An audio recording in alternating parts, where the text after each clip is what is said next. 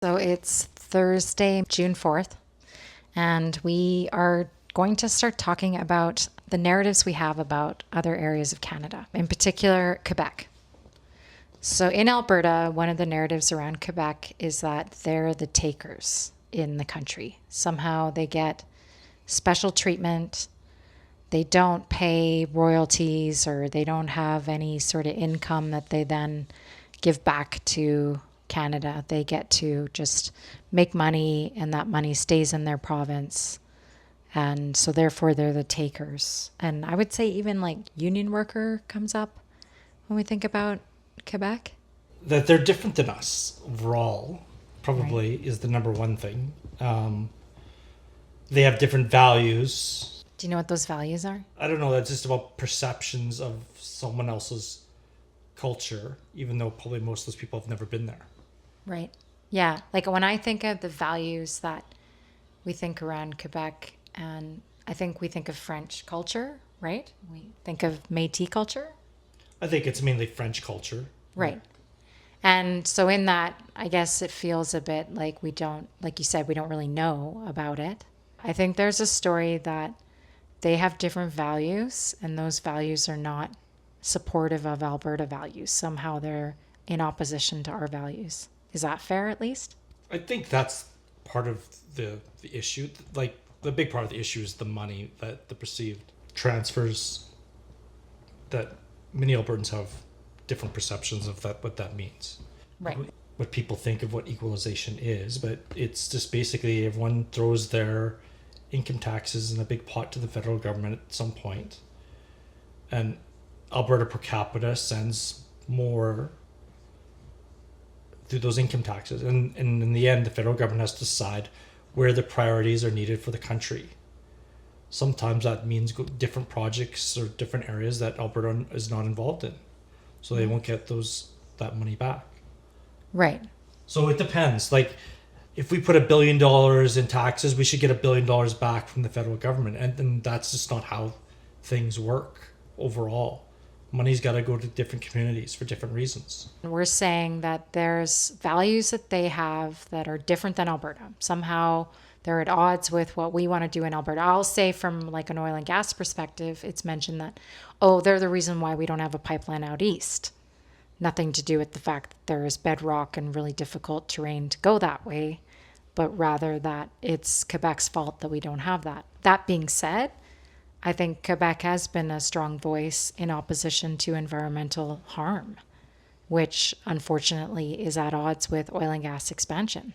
There is a bit of a values piece that is real in our perception of Quebec, but from my perspective, those are values that we should all be looking towards now in terms of not destroying the environment for oil and gas expansion. But then an Albertan would say Quebec had to flood hundreds of thousands of hectares of forest to build their dams and all that kind of thing. That's changed forever. They have huge cement and aluminum production and mines, and they have those things as well in Quebec. So why can't Alberta have the same? And what I'm talking about is the oil sands mines or whatever, right? That's what an Albertan would say. Why should we halt? Like, that would never happen in Quebec. Like, if Quebec wanted a certain mine, the federal government would approve it. No problems. Because the perception is from an Albertan that Quebec gets preferential treatment. Interesting. I wonder if that's true, what you just said. That might be something we believe. But I is don't there know. No, proof to that? I'm not saying it's true. I'm saying that's the perception of many Albertans, that if we create too much wealth in Alberta, then somehow Quebec and the federal government will always want to steal that wealth from us. Right. And so if they can't have it, then they're going to stop us from using it. That's sort of the perceptions that I see on like the right side, like some of the grievances of why we need to separate, or if we can't get treated as an equal, then we're going to go our own way. Right. It's true that every province has what's called cumulative impacts from excess mining and pollutive processes, and Alberta's not alone in that. So as much as, and I don't know where Quebec sits in terms of its cumulative effects mapping. I don't know the distribution there. But here in Alberta, our cumulative impacts, the biggest footprint is oil and gas.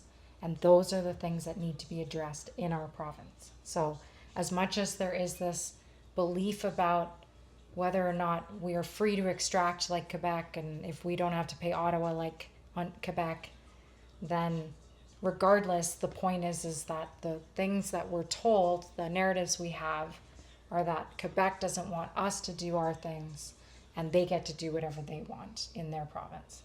Yes, and then get transfers On top of it. on top of that, especially when they don't want to develop their natural gas industry Right. or oil and gas industry. Right. Because they've banned fracking, things like Yeah, that. they banned all that. So then, therefore, they just oil and gas isn't in there, and so then they go. Well, Albertans would think, well, if they're not going to develop it, but they still want our profits from Albertans, and then they don't have to develop their industry.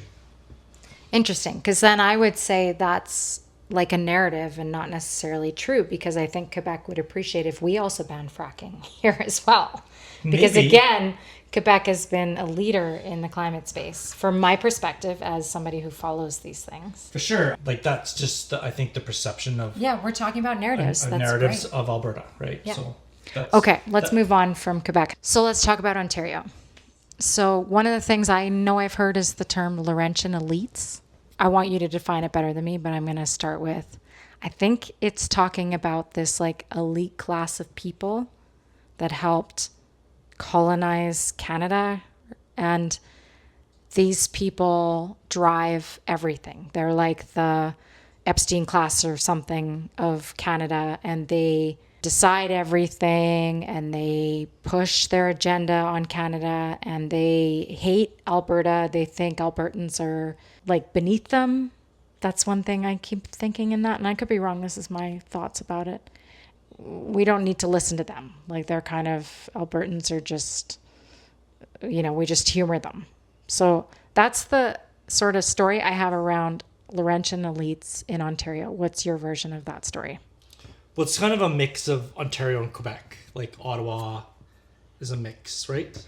And so the Laurentian elites are it's the old, like my perception is old political connections from when Canada was first a country, probably, that have been passed down from parties and different families, and probably huge industrial and capitalists. I'll just say capitalists, or that you had huge industrial plants during the Industrial Revolution and grew big brands and refineries and like huge assets within Canada. And I think those people in central Canada, like on the Montreal, side or Toronto side or all along the strip of the Great Lakes and the St. Lawrence, that's what people would consider the Laurentian elite. Not all the people, but a certain power of Names. Like you're talking about long-standing names. names, Almost. probably, and industrial behemoths, or like this big capital, I should say. Interesting. I didn't know that. That's But probably you also older. said political as well, right? Correct, for sure. I think that's the perception. Yeah. And they still want Central Canada to hold power because they do have more people, I'm sure. And for other reasons, just because that's where the center of power for Canada was for a long time, but it's expanding, of course. Right. So, okay, now let's back up and think. How does that play out between the story between Alberta and Ontario? It's the political center, so they get to decide things despite what we think is best, potentially, for Canada. There is, again, I want to point to this like... But the fact is that's where people live, is in Central Canada. Right, like there's a Like, huge population Yeah, and in so those areas. when people said that the election's decided, it's basically decided because not enough people live in Manitoba, Saskatchewan, and Alberta. Right, which is like, it's interesting because we did this Alberta's Calling campaign, which brought people from other provinces here. Yeah, and generally everyone would think they'd be very liberal, and I think it's the opposite. I think it's more conservative people moving to Alberta. Which gets into what I think is the narrative between Alberta and Ontario. Like when I was in Ontario, and I was only there for 4 months, I lived in Kingston, went to school there. And the impression was like people said to me, are there paved roads in Edmonton? Like, this was 1998, but still, like, I was like, what? And they just thought like Albertans were just this like pathetic, like you're describing, like it's like 5 people who live there, don't really care what they think, what even happens in that province. I'm like gonna have nothing to do with it. And so I left feeling like there's this sense that we are beneath Ontarians. And I don't know if that's because I was That was a long time ago as well. Yeah. Right? So, 100%. So that was a long time ago, and I think... So what do you think the perception is now between Ontario and Albertans? Do you think we're aligned? Do you think there's a tension there? What does it look like? I think, although, like Ontario has a conservative government, a progressive conservative government, right? Yeah. And we have a united conservative movement that's much more further right than the Ontario progressive conservatives, and I'm not sure if they're really aligned. They're kind of fighting for power. They don't consider, like, you could say, even federal conservatives and the UCP probably wouldn't think that the Ontario conservatives are really that conservative. Yeah. In many cases. Yeah, I would say Ford's really kind of gone very Alberta lately, like with the commercials around building new pipelines and expanding natural gas and all things like that. It seems like there's a lot more alignment at this point in time. Okay, well, maybe it's just because it seems like this is the chance to get unity within the country and saying, fine, you know what? Let's get people working. Let's get big projects going. And I don't know if they really are looking, like, in the end, at the long-term economics of it. Right. Right? So it doesn't really matter. A lot of it's private capital. So if private capital thinks that we're going to be pumping so much natural gas out of the country that we'll all be swimming in money, is not probably looking at data, right? Right. And where the future's going, and we'll see. We'll see what happens, I guess, right? Yeah. Okay, but I do want to go back to this thing between Alberta and Ontario. How do we perceive people in Ontario? That they have no clue what it's like out here, probably. Do we think they care about us? Probably not. Most Albertans probably wouldn't.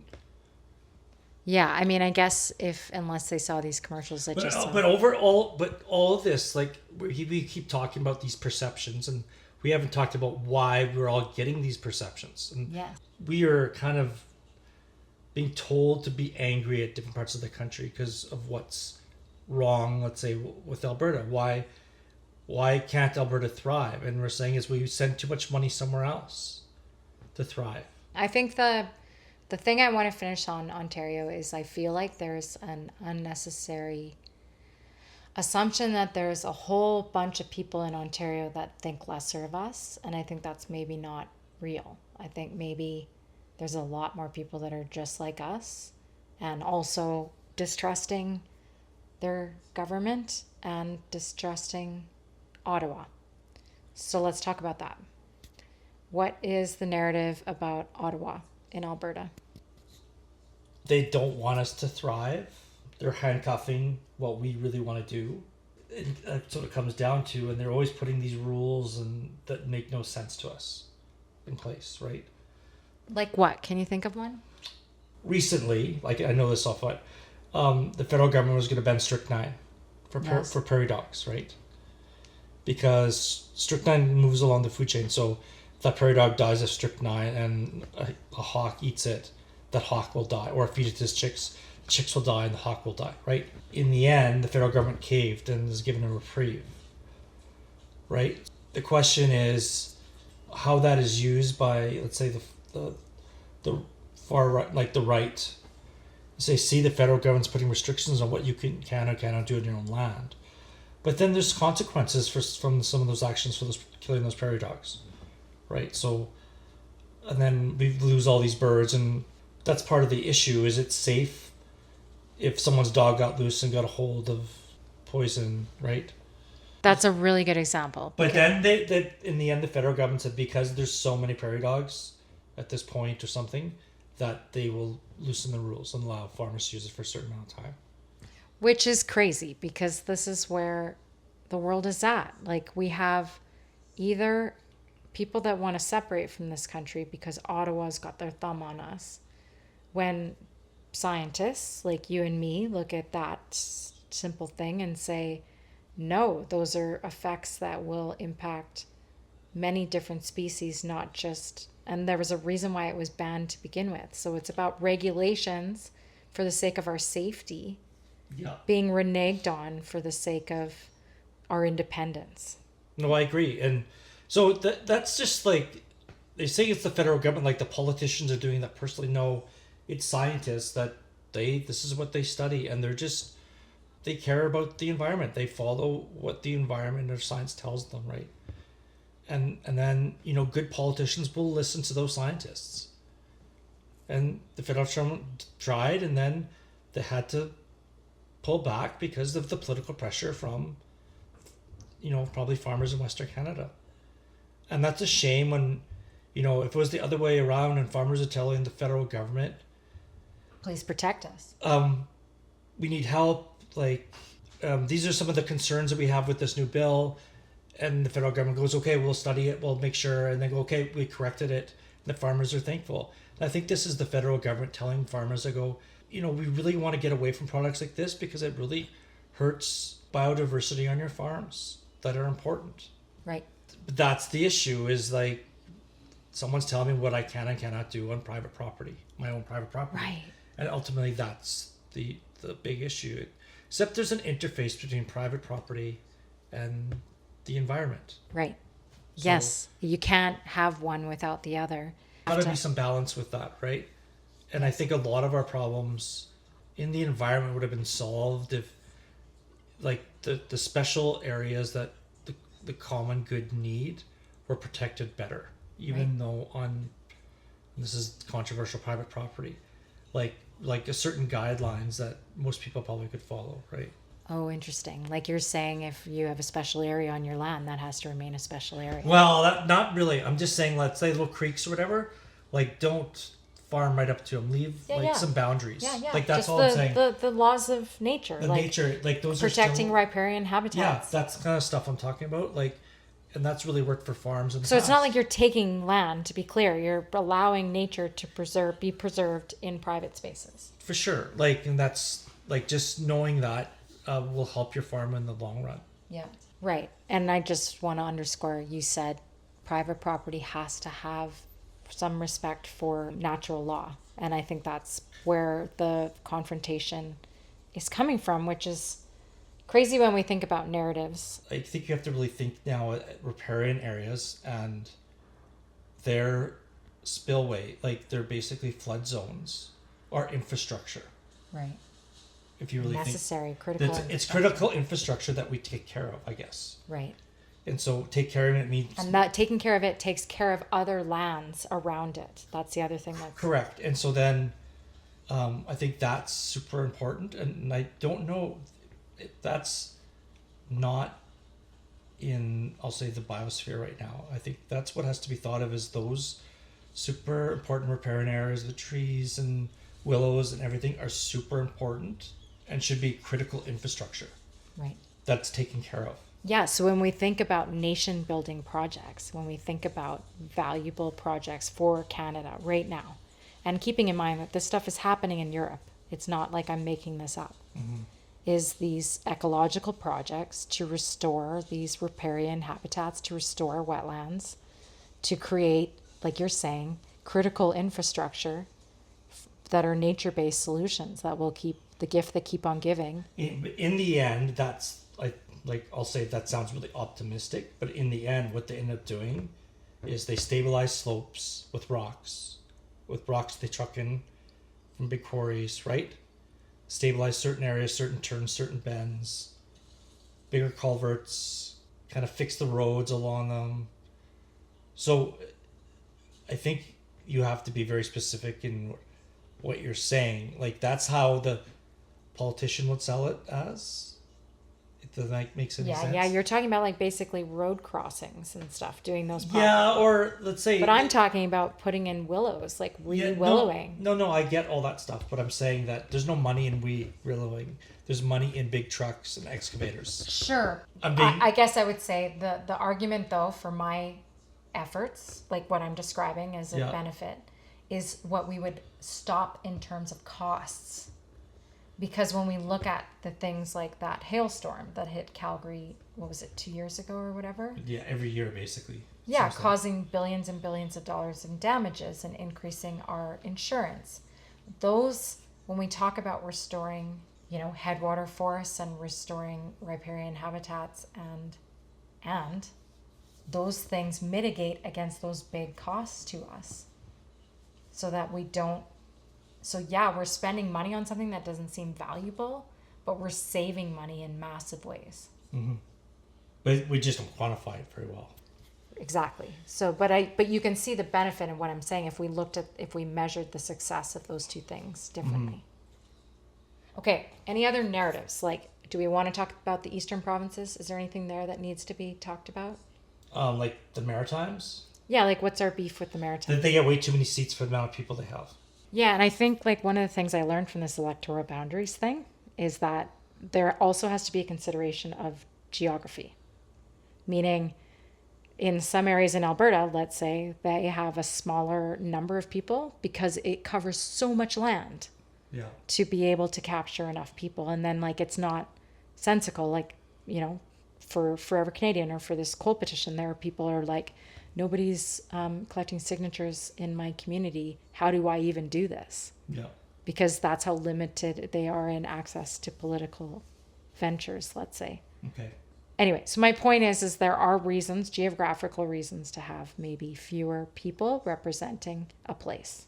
I think urban ridings takes a lot more votes to get someone in than a rural area, and that's a factor. That means there, like me here moving to a rural area, my vote has more influence or more power than in this riding in like the edge of Calgary. Yeah. For sure, right? So, so there's a lot of hypocrisy between what Alberta feels about the inadequacies of the federal electoral system. We have those same issues in Alberta here, but they're just not talked about.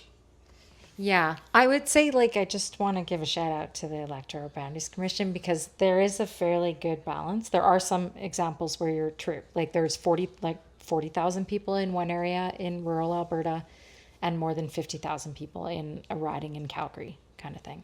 So there are discrepancies, but I would say they were doing their best to try and balance that based on the size of where they're going after too. Mm-hmm. So I would say there is some truth to both things, and there probably is improvements in both ways, but there is some geographic logic around those decisions. And I would say on a whole, Canada and Alberta for that matter have been somewhat fair, mostly fair, but maybe not as progressive leaning. There's been some sort of political disadvantages for progressive voters, I would say, is something that seems to be a theme in it. But do you see any maritime, do we have beef with people in the Maritimes? I would say the perception is the work just as certain parts of east, the Maritimes, work as little as amount to get employment insurance. Yeah, that's where my head was going at, where we have this narrative that they are takers again from Canada and we give them. And why should we be giving them? And that's the other thing that I think is forgotten. Because when we grew up, I remember knowing about this a little bit in terms of there have not provinces, right? And so, but to me it was, well, obviously we help out people in Canada that have less opportunities than the rest of us. Do you think that has gone away and people are more just... Well, I think the Maritimes was really a good place, and ultimately the collapse of fisheries changed everything. And you can blame I haven't read about it in a long time, so I've forgotten everything that happened, but there was a lot of back and forth of we need to make the stocks are on a decline, we need to cut basically the amount of quota we're going out and allowing fishermen to catch. And such political uproar. Politics changed it, and they relented. And in the end, the cod stocks still aren't crazy collapsed, right?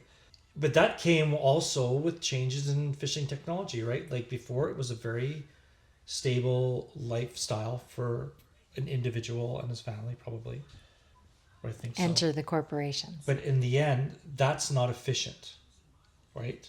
But everyone made a good, happy life and a good be living with hard work, not technology. And in the end, the consolidation of those fleets to more efficient ships with like all the bells and whistles of where the fish are. And that just got bigger and bigger, and then had fish plants like crazy, right? And then to feed all, like in the end, you have to keep catching those fish. And if there's less fish, you just got to catch more. Like it's harder to get them. They cast a bigger net. Because you have to keep those packing plants going, right? Right. But in the end, they had to stop, and that changed everything, right? Very interesting, because like you think now, the thing people don't want to talk about is what if that collapse happened here in Alberta with the oil industry? Like short term, for sure, it's not. That's my perception. I think Alberta is going to sell itself as this great place to invest for oil and gas that is away from the Middle East. Yeah, I'm certain you're right in terms of what people want to do and correct, what the developers like these. You were talking earlier about these capitalists that have the money, and if private money believes that this is something to do, they're going to do it, right? Correct. And short term, that's definitely what's being discussed. All these pipeline initiatives and doubling production. However, we have to talk about the science, which is in order to do that, they have to transfer water from one basin to another, and they have to be able to inject in a formation that isn't overpressurized and leaking salt water into our fresh water in the area. Because there are wells showing freshwater contamination at the surface in Cold Lake where they are getting after those resources. Yeah. So there's some limitations, like you were saying, with the cod industry. They kept going and going and going, and that all worked, and that all was great. And then they took too much, and it all just fell apart. Yeah. And I think that's what Alberta is potentially facing. I don't know when, like you said. Right now, things are certainly, the money is saying this is what they want to do.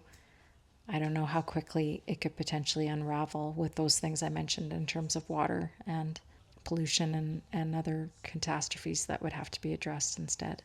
I think we've covered the narratives. That was really good. The cod thing at the end was really kind of bringing this home, because that's really why we have these narratives in Alberta, that we have this amazing potential, that Ottawa is stopping us from achieving, that Ontarians don't think about us, don't care about us. They don't think that Alberta is something worth fighting for or with or whatever.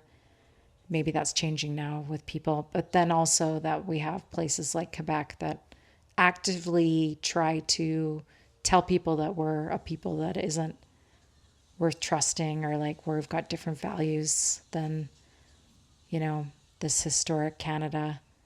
And then finally that the Maritimes are people that are just taking, and we shouldn't be having to give to them, although we could be facing a similar experience than they've had in the past.